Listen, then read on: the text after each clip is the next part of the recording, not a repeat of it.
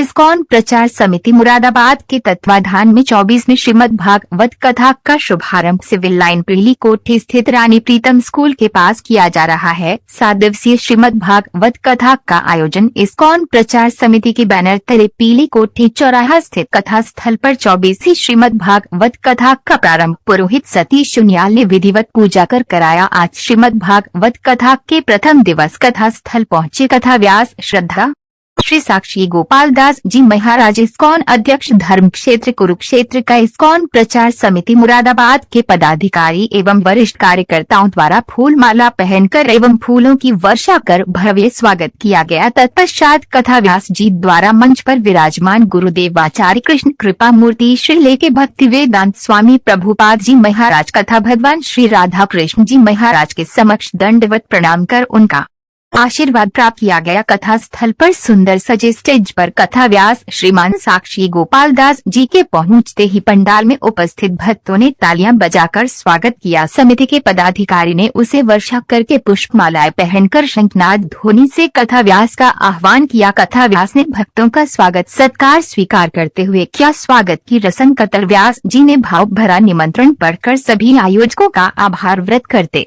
हुए धन्यवाद दिया तथा शुभकामनाएं देते हुए उज्जवल भविष्य के लिए प्रार्थना की। तत्पश्चात कथा व्यास श्रद्धा श्रीमान श्री साक्षी गोपाल दास जी महाराज द्वारा श्रीमद् भागवत कथा के प्रथम दिवस भगवान सुखदेव जी महाराज द्वारा राजा परीक्षित को सुनाई गई श्रीमद् भागवत कथा का बड़ी संख्या में उपस्थित श्रद्धालुओं को आचमन करते हुए कहा गया कि तुंगभंगा नदी के किनारे एक गाँव था। वहाँ पर आत्मदेव नाम का एक ब्राह्मण और उसकी पत्नी धुंधली रहती थी। आत्मदेव तो सज्जन था लेकिन उसकी पत्नी दुष्ट प्रगति की थी। आत्मदेव बहुत उदास रहता था क्योंकि उसकी कोई संतान नहीं हो रहा था और बहुत बार उसने आत्महत्या करने की भी कोशिश किया लेकिन सफल नहीं हो पाया। लेकिन एक दिन हताश होकर जंगल की तरफ आत्महत्या करने निकल गए। आत्मदेव रास्ते में उन्हें एक ऋषि जी मिले और फिर आत्मदेव ऋषि को अपनी कहानी सुनाकर रोने लगा और उपाय पूछने लगा। ऋषि ने कहा, मेरे पास अभी तो ऐसा कुछ नहीं कि जिससे मैं तुम्हें कुछ दे पाऊं, लेकिन आत्मदेव ने बताया कि उसकी गाय को कोई बच्चा नहीं हो रहा है। और जब आत्मदेव ऋषि को बार बार बोलने लगा तो ऋषि ने उसे एक फल दिया और उसकी अपनी पत्नी को खिलाने को कहा और कहा कि 1 साल तक तुम्हारी पत्नी को सात्विक जीवन जीना पड़ेगा। आत्मदेव वह फल लेकर बड़ी खुशी घर वापस आकर सारी बात धुंधली को बताता है और उसको वह फल खाने को देता है। लेकिन धुंधली सोचती है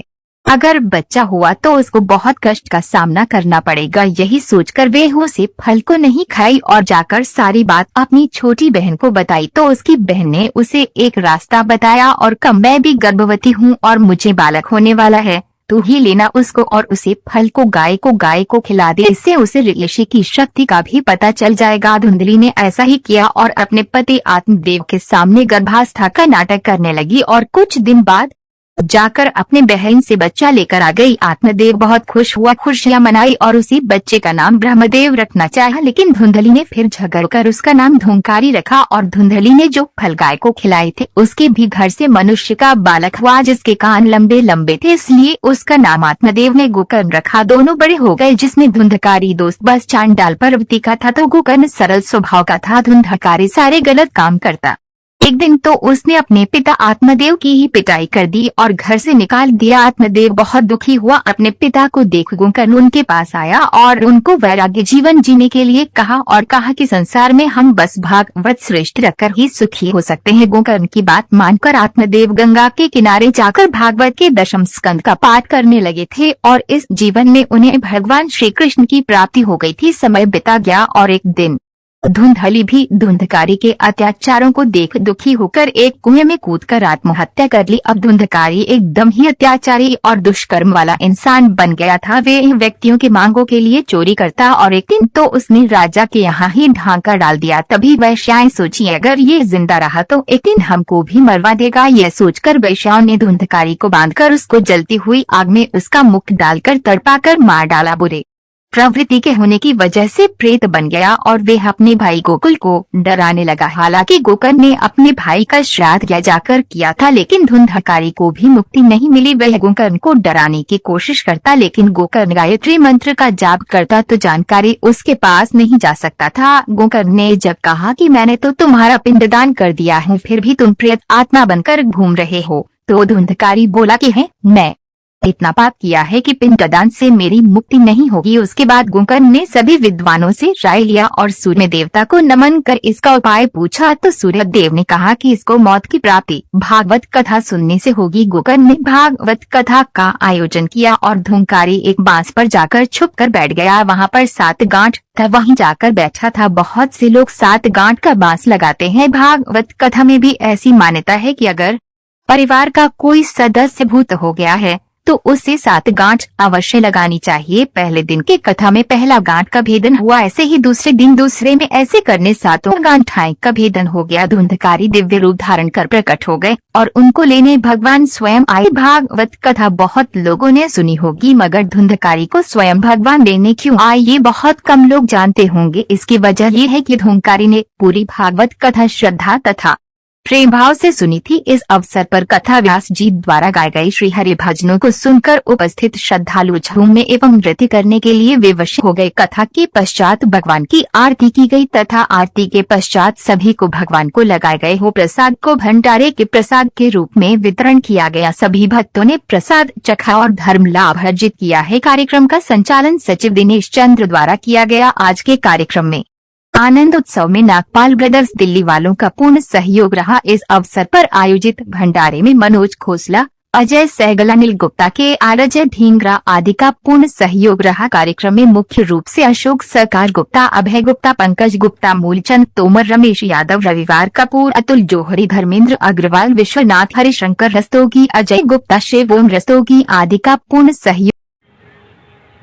80 लाख योनियों में भ्रमण करने के बाद एक के बाद एक 80 लाख योनियों में भ्रमण करने के बाद भगवान श्री चैतन्य महाप्रभु जी बोलते किसी भाग्यवान जीव आत्मा को क्या मिलता है, जो मनुष्य योनि मिलती है।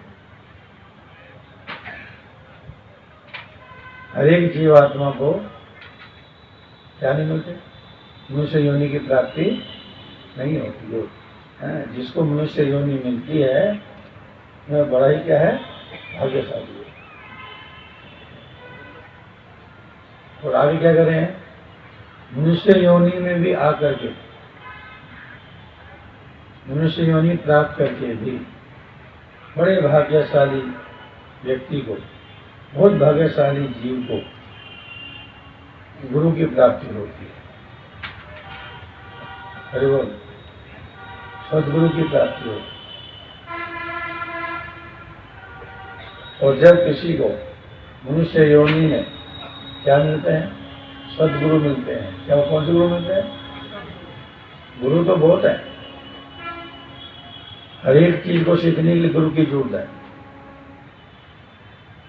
क्योंकि सदगुरु का मतलब है जो हमें अध्यात्म ज्ञान दे, जो हमारी आत्मा के उद्धार का उपाय हमें बताए, उसको बोलते हैं सदगुरु। क्या बोलते हैं? जोर से बोल प्लीज, मुझे लगा कि आप सुन रहे हो। क्या बोलते हैं उसको? उसको सदगुरु बोलते हैं। नहीं तो आप गाड़ी चलाओगे हैं तो उसके लिए गुरु बनाना पड़ेगा। सिलाई मशीन सीखोगे उसके लिए भी गुरु बनाना पड़ेगा, है ना। कोई अगर आप कोई सब्जी बनाना चाहते हो तो उसके लिए गुरु बनाना पड़ेगा। लेकिन वो सारे गुरु क्या हैं? वो भौतिक गुरु हैं। समझे? वो भौतिक गुरु हैं। लेकिन जो हमारे को इस संसार के भवबंधन से, जन्म मृत्यु के चक्कर से, है ना, छूटने का उपाय बताते हैं, मार्ग का वर्णन करते हैं, हमें भगवान की भक्ति करना सिखाते हैं, उनको कहा जाता है सदगुरु। क्या कहा जाता है?